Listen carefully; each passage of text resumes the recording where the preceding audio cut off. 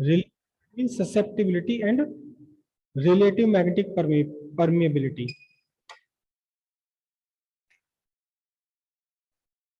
Relation between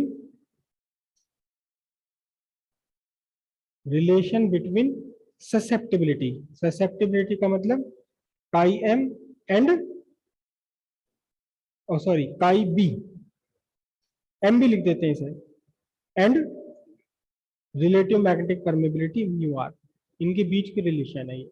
इससे पहले थोड़ा सा कुछ और बात समझते हैं कि आपने कहीं पर एक मैग्नेट रखा हुआ, मैग्नेट के दो पोल आपने आमने सामने रखे हुए हैं, और यहां इसके बीच में है क्या, फ्री स्पेस।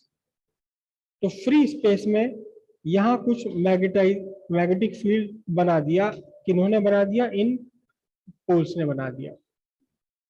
ठीक है, ये मैग्नेटिक फील्ड है आपका इन फ्री स्पेस।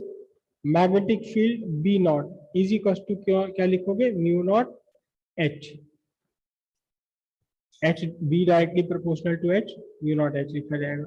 लेकिन यहीं पर जब आप कोई एक मटेरियल लाकर रखते हैं, जब आप कोई एक मटेरियल लाकर रखते हैं, तो दोनों ही कंडीशन पॉसिबल है। या तो इस मटेरियल के अंदर कुछ बाहर की मैग्नेटिक फील्ड लाइंस भी आ जाए और वो स्ट्रॉन्गर मैग्नेटिक फील्ड हो जाए, या कुछ मैग्नेटिक फील्ड लाइंस इससे बाहर निकल जाए और इसके अंदर मैग्नेटिक फील्ड वीकर हो जाए। तो अब इसके अंदर हम ये कहेंगे कि दो मैग्नेटिक फील्ड हो गए, दो मैग्नेटिक फील्ड हो गए, टोटल मैग्नेटिक फील्ड इनसाइड अ स्पेसिमेन। एक तो वो जो था यहां उस समय जब मटेरियल नहीं था, केवल फ्री स्पेस था, प्लस उसके साथ कुछ और मैग्नेटिज्म आ गया जो निगेटिव भी हो सकता है और पॉजिटिव भी हो सकता है। मीडियम का अपना मैग्नेटिक फील्ड आ गया, इसकी वैल्यू पॉजिटिव भी हो सकती और नेगेटिव भी हो सकती। अब ये जो मैग्नेटिक फील्ड है मीडियम के अंदर, ये बी क्या चीज हुआ आपका, मैं यहां लिख देता हूं, total magnetic field, total magnetic field is equal to magnetic field in free space plus magnetic field in medium.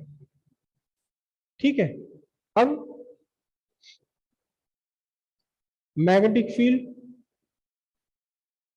Inside a medium, medium के अंदर मैग्नेटिक फील्ड क्या है, मैग्नेटिक फील्ड इनसाइड मीडियम, ये आपका डायरेक्टली प्रोपोर्शनल है intensity of magnetisation के। अगर इसकी मैग्नेटाइजेशन काफी स्ट्रांग होगी तो स्ट्रांग में हो जाएगा मैग्नेटिक फील्ड, कम हुई तो नहीं हो पाएगा। और अपोजिट डायरेक्शन में भी हो सकता है आई की वैल्यू, अगर डिपेंड करता है तो कि मटेरियल क्या है। तो अब इस केस में क्या लिखेंगे आप, B M is equal to mu naught I into M, वो जो मैग्नेटिक प्रॉपर्टी है मीडियम की वो इस आई एम में आ गई। अब यहां सब्स्टिट्यूट कर दीजिए, इसको यहां सब्स्टिट्यूट कर दीजिए, तो ये बना आपके पास B is equal to what, B naught plus mu naught I M. और बी नॉट को उठा करके यहां से सब्स्टिट्यूट कर दीजिए, कितना, म्यू नॉट एच सब्स्टिट्यूट कर दीजिए। वेक्टर में चलेगा एक्चुअली तो सारा ये सब का सब क्या चल रहा है, क्योंकि मैग्नेटिक फील्ड एक वेक्टर क्वांटिटी है, ये सब वेक्टर में चल रहे हैं।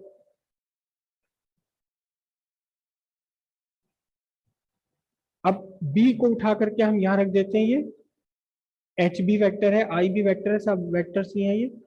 तो बी इज इक्वल टू आपका बना कितना, mu naught H vector plus mu naught I M vector. यहां से आप म्यू नॉट कॉमन ले लें तो H vector plus I M, I M है intensity of magnetization, intensity of magnetization of specimen, या जो भी मटेरियल आपने इसके अंदर रखा हुआ है। ठीक है, इससे पहले हमने अभी पढ़ा था, अभी क्या, काई, काई की वैल्यू क्या है, intensity of magnetization by magnetizing force. तो यहां से इंटेंसिटी ऑफ मैग्नेटाइजेशन को आप क्या रखोगे, काई इंटू मैग्नेटाइजिंग फोर्स रखा जाएगा यहाँ पर। ठीक है, तो इसे आपने क्या सब्स्टिट्यूट कर दिया, mu naught H vector plus chi B into H vector. अब यहां से एच वेक्टर भी कॉमन आया तो mu naught H vector 1 plus chi B या काई एम भी लिखा हुआ है बुक्स में, इसे काई बी एम भी लिखा हुआ, कोई फर्क नहीं पड़ता। अब ये बना आपका B vector by H vector equals mu naught 1 plus chi B. अब ये क्या चीज है आपका, ये क्या चीज है आपका, म्यू आर नहीं है, ये म्यू है magnetic permeability, B vector by H vector, ये आपकी है मैग्नेटिक परमेबिलिटी। तो हमने इसे क्या लिखा, magnetic permeability of medium, magnetic permeability of medium is equal to mu naught 1 plus chi B. अब म्यू नॉट क्या, म्यू के अपॉन में म्यू नॉट आप ले लीजिए, क्या बना 1 प्लस काई बी या काई एम।